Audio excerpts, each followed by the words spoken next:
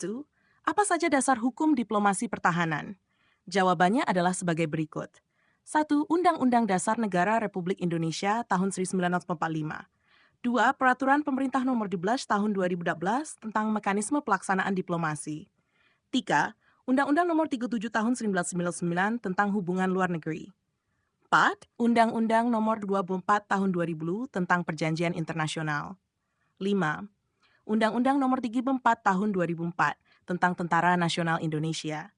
6. Konvensi-konvensi dan perjanjian internasional. 2. Apa dasar pertimbangan dan sejarah sehingga organisasi dan subjek hukum internasional muncul sesuai Pasal 5 Peraturan Pemerintah Nomor 11 Tahun 2016? Jawab, Pasal 5 menyatakan bahwa pihak mitra dalam diplomasi pertahanan terdiri atas pemerintahan negara asing, organisasi internasional, dan atau subjek hukum internasional lainnya.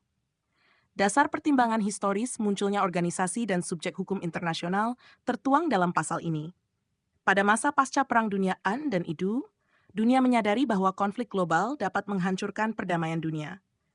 Oleh karena itu, muncul kebutuhan akan kerjasama antar negara secara formal dan sistematis. Kemudian pada tahun 1945 berdirilah Perserikatan Bangsa-Bangsa, PBB, yang menjadi tonggak awal lahirnya organisasi internasional seperti WHO, UNESCO, UNHCR, dan ICJ.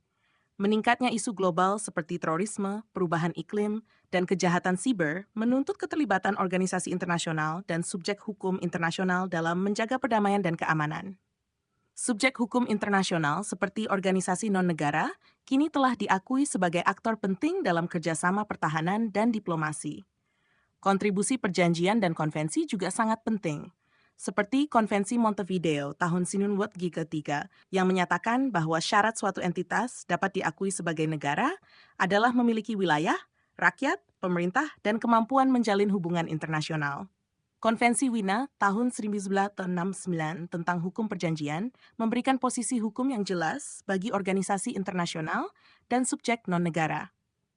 Pasal 6, Peraturan Pemerintah Nomor 11 Tahun 2012 tentang bilateral dan multilateral, dan apakah ASEAN termasuk aliansi atau asosiasi militer menurut pasal tersebut? Jawab, bilateral adalah perjanjian antara dua negara, contohnya latihan bersama antara TNI dan Amerika Serikat yang dikenal dengan Garuda Shield. Multilateral adalah perjanjian yang melibatkan lebih dari dua negara, contohnya adalah NATO. Aliansi militer sendiri merupakan persekutuan negara-negara yang bersepakat untuk saling membantu dalam hal pertahanan, biasanya dengan perjanjian resmi yang mencakup klausul pertahanan kolektif. Sedangkan ASEAN lebih fokus pada kerjasama di bidang ekonomi, politik, sosial, dan keamanan di Asia Tenggara, dan tidak memiliki klausul pertahanan kolektif. Oleh karena itu, ASEAN bukan merupakan aliansi militer. Pasal 7 Peraturan Pemerintah Nomor 11 2012 tentang bentuk kegiatan diplomasi pertahanan. Lalu, penyusunan kesepakatan bersama, 2 pertemuan dan kunjungan. 3. Forum diskusi dan dialog. 4. Hibah alat perlengkapan atau kerjasama teknik. Pendidikan dan pelatihan. 6. Penelitian dan pengembangan di bidang pertahanan. 7. Kerjasama bantuan kemanusiaan akibat bencana. 8. Pengiriman pasukan TNI dalam misi pemeliharaan perdamaian. Kesimpulan dari pasal ini adalah bahwa diplomasi pertahanan Indonesia memiliki landasan operasional yang komprehensif, bersifat menyeluruh dan adaptif, serta mencerminkan pendekatan damai dalam menjaga stabilitas dan kepentingan nasional di kancah internasional. Diplomasi pertahanan tidak hanya dimaknai sebagai kerjasama militer, tetapi juga mencakup aspek pendidikan, teknologi, dan perdamaian dunia.